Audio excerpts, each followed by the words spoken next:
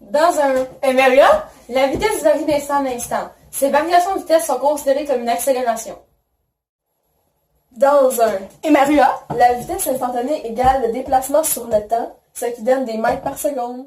Dans un MRUA, il y a des graphiques pour déterminer la vitesse instantanée. Alors pour ce faire, nous devons faire la droite tangente. Regardez-moi bien. Voilà ici la courbe de la vitesse. Et avec mon crayon vert, voilà la tangente.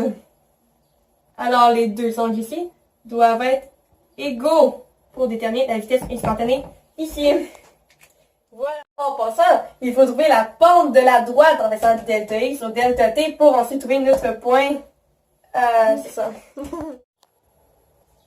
Dans un MRUA, la vitesse moyenne d'un point est égale à delta x sur delta t, donc xf moins xi sur tf moins ti.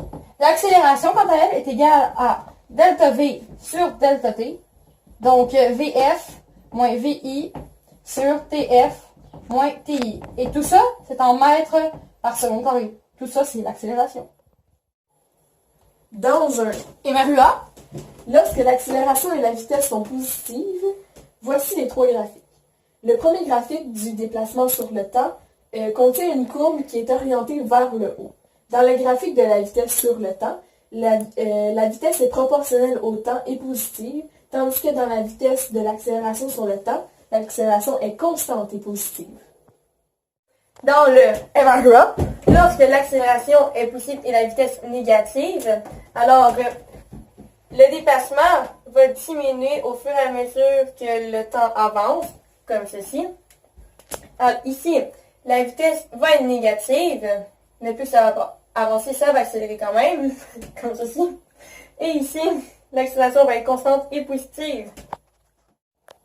Dans un MRUA, lorsque l'accélération est négative et la vitesse est positive, le graphique du déplacement sur le temps est une courbe de parabole orientée vers le bas. Pour ce qui est de la vitesse sur le temps, la vitesse diminue puisque l'accélération est négative. Et l'accélération sur le temps, encore une fois, une accélération constante et négative. Oh, tu as fait une erreur! Regarde-moi bien. En fait, si l'accélération est négative, la barre devrait être en bas. Voilà. Dans le MRUA, lorsque la vitesse et l'accélération sont négatives, le graphique du déplacement sur le temps est représenté de cette façon. Le graphique de la vitesse sur le temps est comme ceci, car l'accélération et la vitesse sont négatives. Et le graphique de l'accélération sur le temps est comme ceci, car l'accélération toujours constante est négative. Dans le MRUA, il y a 4 équations. La première, c'est la vitesse finale qui est égale à la vitesse initiale plus l'accélération fois le delta t.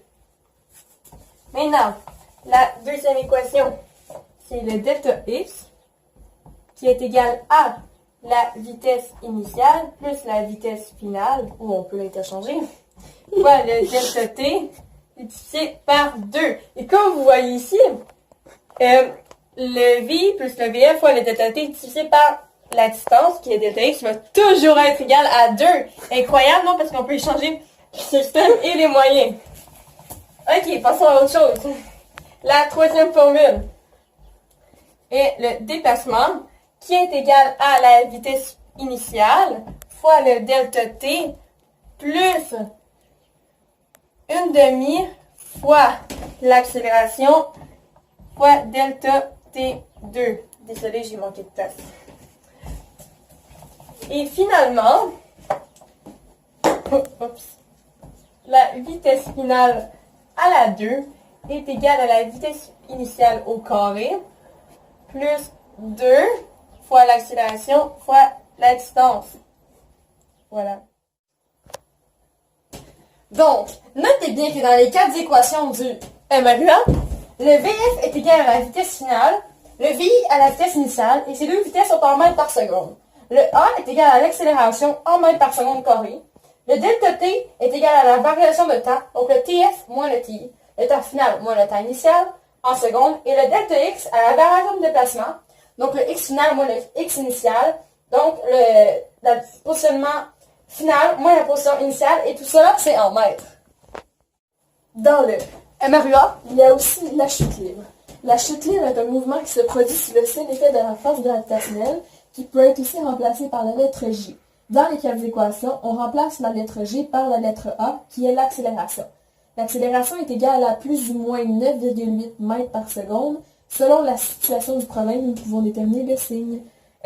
Dans les problèmes, on utilise l'axe des Y pour la force gravitationnelle.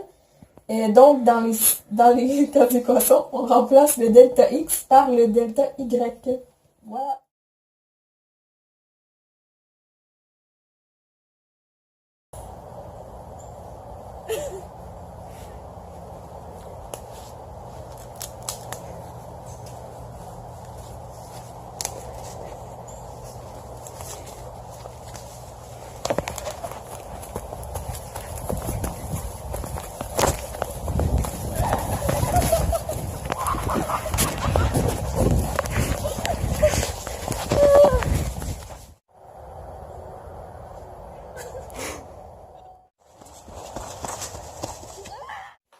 Alors, si Madeleine allait à une vitesse initialement de 0,5 mètres par seconde, qu'elle aura une accélération de 2 mètres par seconde puisqu'elle n'est pas très vite, et que la distance qui sépare elle et le truand est de 45 mètres, quelle sera sa vitesse finale lorsqu'elle le rejoindra?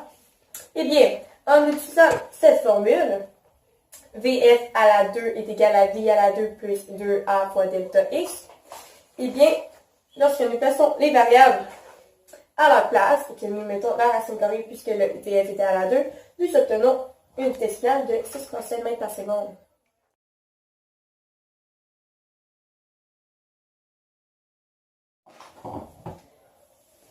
Donc, oh c'est trop...